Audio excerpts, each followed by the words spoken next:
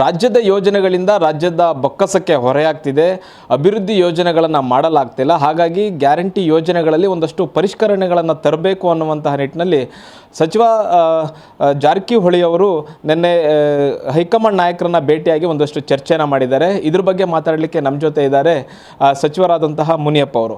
Sir, ಈ ಥರದೊಂದು ಅಭಿಪ್ರಾಯವನ್ನು ಜಾರಕಿಹೊಳಿ ಅವರು ಸುರ್ಜೇವಾಲಾ ಅವರ ಬಳಿ ವ್ಯಕ್ತಪಡಿಸಿದ್ದಾರೆ ಅನ್ನುವಂಥದ್ದು, ಇದ್ರ ಬಗ್ಗೆ ನೀವೇ ಹೇಳ್ತೀರಿ? ಅದು ಅವರ ವೈಯಕ್ತಿಕ ಅಭಿಪ್ರಾಯ. ಗ್ಯಾರಂಟಿ ಕಾರ್ಯಕ್ರಮಗಳು ಜನಸಾಮಾನ್ಯರಿಗೆ ಅವಶ್ಯಕತೆ ಇರೋದರಿಂದ ಮಾಡಿದ್ದೇನೆ. ವಿಶೇಷವಾಗಿ ಕೂಲಿ ಕಾರ್ಮಿಕರು, ವ್ಯವಸಾಯದಲ್ಲಿ ಕೆಲಸ ಮಾಡೋದರಲ್ಲಿ ಕೂಲಿ ಕಾರ್ಮಿಕರು, ಕಟ್ಟಡ ಕಾರ್ಯಕ್ರಮಗಳು ಮಾಡುವಂಥ ಕೂಲಿ ಕಾರ್ಮಿಕರು ಏನಿದ್ದಾರೆ ಅವರಿಗೆ ಇವೆಲ್ಲ ಅವಶ್ಯಕತೆ ಇದೆ. ಪರಿಷ್ಕರಣೆ ಅನ್ನೋ ಪದ ಅವರು ಉಪಯೋಗಿಸಿರೋದ್ರದ್ದು ವಿಷಯ ನನಗೆ ಗೊತ್ತಿಲ್ಲ. By and large below poverty line ಇರೋರಿಗೆ ಇವೆಲ್ಲ ಕೂಡ ಅವಶ್ಯಕತೆ ಇದೆ. ಆದ್ದರಿಂದ ನಾವು ಪ್ರಣಾಳಿಕೆಯಲ್ಲಿ ಕೊಟ್ಟಿದ್ದೀವಿ. ಪ್ರಣಾಳಿಕೆಯಲ್ಲಿ ಕೊಟ್ಟಿದ್ದನ್ನು ನಾವು ಜಾರಿ ಮಾಡಿದ್ದೀವಿ. ಬಿಲೋ ಪಾವರ್ಟಿ ಲೈನ್ ಬಿಟ್ಟು ಇರುವಂಥವ್ರಿದ್ದರೆ ಅದನ್ನು ಪರಿಷ್ಕರಣೆ ಮಾಡ್ಬೋದು.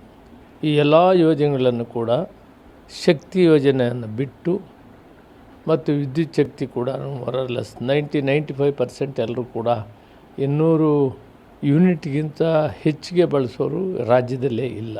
ಎಲ್ಲ ಒಂದು 5% 10% ಸಿಗ್ಬೋದು. ಇನ್ನು ಅನ್ನಭಾಗ್ಯ, ಗೃಹಲಕ್ಷ್ಮಿ, ಯುವ ನಿಧಿ ಇದರಲ್ಲಿ ಪರಿಷ್ಕರಣೆ ಆಗಬೇಕು ಅನ್ನೋದಾದರೆ, ಯುವ ನಿಧಿಯಲ್ಲಿ ನಾವು ವಿದ್ಯಾವಂತರಿರ್ತಾರೆ, ಅವರು ಕೆಲಸ ಇರೋದಿಲ್ಲ. ಆದ್ದರಿಂದ ಅವರಿಗೆ ಈ ಕಾರ್ಯಕ್ರಮವನ್ನು ಕೊಟ್ಟಿದ್ದೀವಿ. ಅದರ ಮೂಲ ಉದ್ದೇಶ ಏನಿದೆ ಅಂದರೆ ಜೊತೆಯಲ್ಲಿ ಒಳ್ಳೆ ಪ್ಲೇಸ್ಮೆಂಟ್ ಟ್ರೈನಿಂಗ್ ಕೊಡಬೇಕು. ಆ ಪ್ಲೇಸ್ಮೆಂಟ್ ಟ್ರೈನಿಂಗ್ ಕೊಡೋದ್ರಿಂದ ಅವ್ರನ್ನ ಪರ್ಮನೆಂಟ್ ಉದ್ಯೋಗ ಪಡೆಯುವಂಥದ್ದನ್ನು ಮಾಡುವಂಥದ್ರ ಕಡೆ ಕೂಡ ಸರ್ಕಾರ ಹೆಚ್ಚಿನ ಗಮನವನ್ನು ಕೊಟ್ಟಿದೆ. ಗೃಹಲಕ್ಷ್ಮಿ ಕೂಡ ಸಾಮಾನ್ಯವಾಗಿ ಬಿಲೋ ಪಾವರ್ಟಿ ಎಲ್ಲ ಇನ್ನೇ ನಾವು ಗಮನದಲ್ಲಿಟ್ಕೊಂಡು ಮಾಡಿ, ಅನ್ನಭಾಗ್ಯನೂ ಅಷ್ಟೇ ಮಾಡಿದ್ವಿ. ಅದರಲ್ಲಿ ಏನಾದರೂ APL ಕಾರ್ಡ್ ಇರೋರಿದ್ದರೆ ಗೃಹಲಕ್ಷ್ಮಿಯಲ್ಲಾಗಲಿ ಅನ್ನಭಾಗ್ಯದಲ್ಲಿ ಅದನ್ನು ಪರಿಷ್ಕರಣೆ ಮಾಡುವಂಥದ್ದು ಆಗ್ಬೋದು. ಬಿಟ್ಟರೆ ಯೋಜನೆಗಳು ಏನಿದೆ ಅವೆಲ್ಲವನ್ನು ಕೂಡ ನಾವು ಪ್ರಣಾಳಿಕೆಯಲ್ಲಿ ಹೇಳಿದ್ದೀವಿ. ಯಥಾವತ್ತಾಗಿ ಆ ಕಾರ್ಯಕ್ರಮಗಳನ್ನು ಜಾರಿ ಮಾಡಿದ್ದೀವಿ. ಅದರ ಅವಶ್ಯಕತೆ ಜನರಿಗಿದೆ, ಸಾಮಾನ್ಯ ಜನರಿಗೆ. ಪರಿಷ್ಕರಣೆ ಯಾವುದು ಅನರ್ಹರಿದ್ದಾರೆ ಅವ್ರಿಗೆ ಹೋಗ್ತಾ ಇದ್ದರೆ ಅದನ್ನು ಪರಿಷ್ಕರಣೆ ಮಾಡಿ. ಸರ್, ಅದನ್ನೇ ಸತೀಶ್ ಜಾರಕಿಹೊಳಿ ಅವರು ಹೇಳಿದೆ, ಯಾರು ಉಳ್ಳವರಿದ್ದಾರೆ ಅವರಿಗೂ ಕೂಡ ಸರ್ಕಾರದ ಗ್ಯಾರಂಟಿ ಯೋಜನೆಗಳು ಹೋಗ್ತಾ ಇದೆ, ತಲುಪ್ತಾ ಇದೆ. ಅದನ್ನು ಪರಿಷ್ಕರಣೆ ಮಾಡಬೇಕು, ಅದರಿಂದ ಒಂದಷ್ಟು ಹಣ ಉಳಿತದೆ, ಯೋಜನೆಗಳಿಗೆ ಕೊಡ್ಬೋದು, ಅಭಿವೃದ್ಧಿ ಯೋಜನೆಗಳಿಗೆ ಕೊಡ್ಬೋದು ಅನ್ನುವಂಥದ್ದು ಅವರ ಅಭಿಪ್ರಾಯ. ಪರಿಷ್ಕರಣೆ ಈಗಾಗಲೇ ಶುರುವಾಗಿದೆ.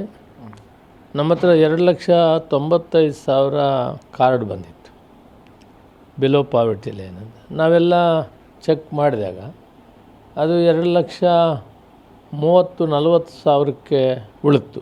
ಇನ್ನು ಹತ್ತಿರ 50,000 ಕಾರ್ಡನ್ನು ಅವು ಅನರ್ಹರಾಗಿದ್ದರಿಂದ ಆ ಪರಿಷ್ಕರಣೆಯಲ್ಲಿ ಅವನ್ನು ಬಿಟ್ಟು ಯಾರು ಅರ್ಹರಿದ್ದಾರೆ ಅವ್ರಿಗೆ ಕೊಡುವಂಥದ್ದನ್ನು ತೀರ್ಮಾನ ಮಾಡಿದ್ವಿ.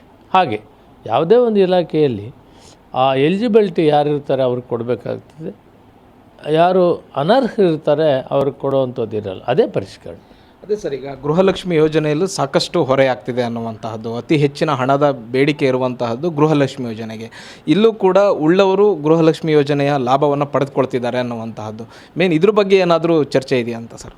ಇಲ್ಲ, ಅದ್ರ ಬಗ್ಗೆ ಗೃಹಲಕ್ಷ್ಮಿ ಸಚಿವರಾದಂಥ ಲಕ್ಷ್ಮೀ ಹೆಬ್ಬಾಳ್ಕರ್ ಅವ್ರನ್ನ ಕೇಳಿದರೆ ಅದರ ಬಗ್ಗೆ ಮಾಹಿತಿ ಇದೆ. ನನಗೆ ಅನ್ನಭಾಗ್ಯದ ಬಗ್ಗೆ ನನಗೆ ಸಂಪೂರ್ಣವಾಗಿ ಮಾಹಿತಿ ಇದೆ.